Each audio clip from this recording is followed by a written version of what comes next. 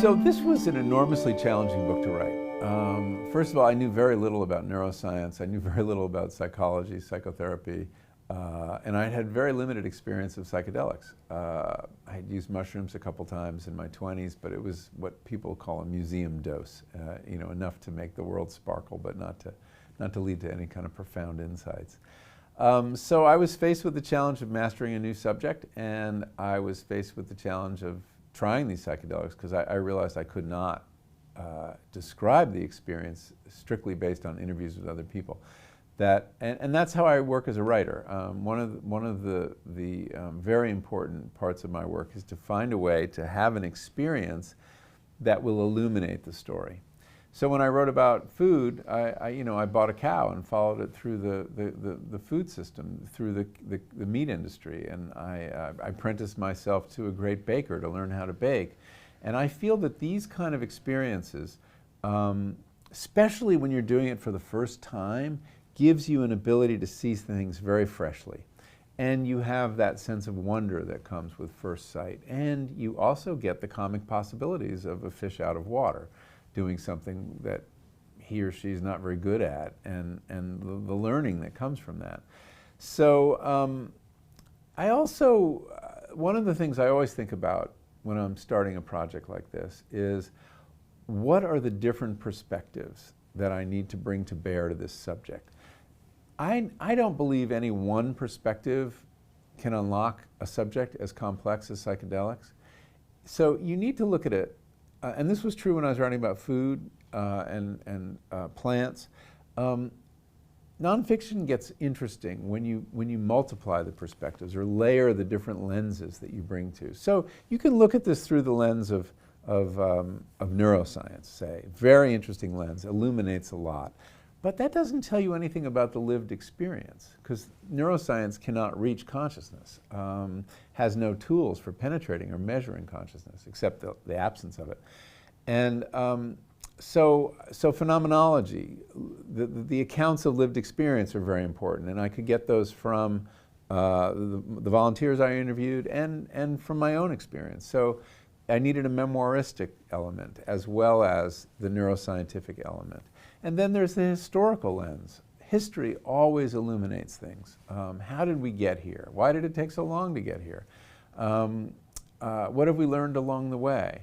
So I realized, okay, I'm going to need to do a chapter of history or two. I'm going to need to do a chapter of neuroscience, a chapter of my own trips, and it gradually comes together. Each chapter is going to represent a different lens on this subject, and I'm going to circle it from these different points of view. And that, to me, is how you make nonfiction rich. Otherwise, you might as well write an article. What necessitates a book is the fact that no one perspective will give you the picture you need, the full dimensional picture. Within that frame, the most challenging part was describing the psychedelic trips. And William James famously said that the mystical experience is ineffable, beyond the reach of language. Well, I had to F it, you know. I couldn't just let that lie and just say, you had to be there. But it's very hard to describe because these are kind of pre-linguistic experiences. One of the researchers I interviewed said, I said, why are these experiences so hard to describe? And he said, well, imagine a caveman coming to, New York in 2019, and he sees, subways going by and planes overhead and people talking on phones and the noise of traffic, and and then he goes back to his friends in the cave, and what does he say? He says it's loud and fast, and he doesn't have the words for cell phone or the bustle of urban life. The language doesn't exist. But I had to find the language. And so I approached those chapters with a great deal of trepidation, and as much trepidation as I had about the trips themselves. And it took me a while to figure out how to write about it, because I was trying to write for a general audience. I'm not writing for psychonauts. I'm writing for people who've never had this experience, but might be curious. And I want to tell them what it's like. And it took me a while, but I gradually found a voice in which I could do it. And this comes through trial and error of like writing an account and reading it and going, that sounds crazy.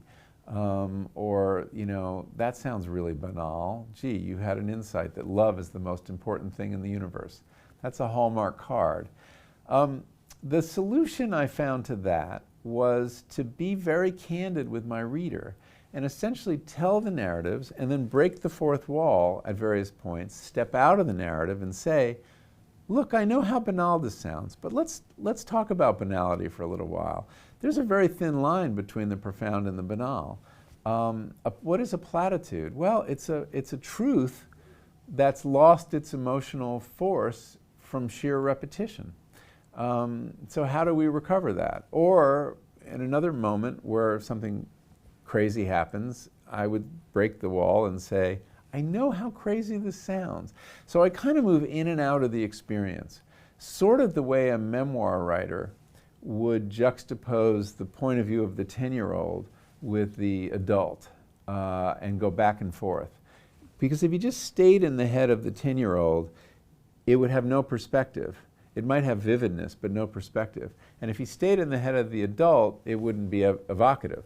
So memoirs, I realized, and I realized this teaching them because I teach writing, get their savor, their edge from that going back and forth in perspective. And I kind of did the same thing, not in a temporal dimension, but on this inside-outside of the experience.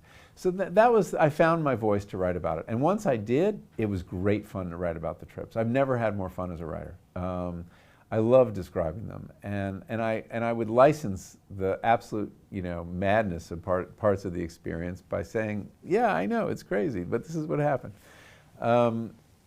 So this book was great fun to write. I was learning new things. I love being at the beginning of the learning curve on a subject rather than at the end. One of the reasons I moved from writing about food to this was I realized I had become an expert after 3 or 4 books on food, and I don't like writing as an expert. I think readers don't like experts. I think they want someone to take them on a journey, and my education becomes the story that you follow. I always start out as an idiot in my writing. I'm naive, I don't know what's going on, I'm confused, I have questions in my head, I'm reluctant, I'm skeptical, and gradually I build my knowledge. We learn things, things happen, and by the end we are experts, but we're not at the beginning. And I think that's a really important lesson for writing in general. I think even though when you finish a research project, you have your conclusions, don't put them on page 1. That's like putting starting the joke with the punchline. Storytelling is you start from knowing less and you move toward knowing more.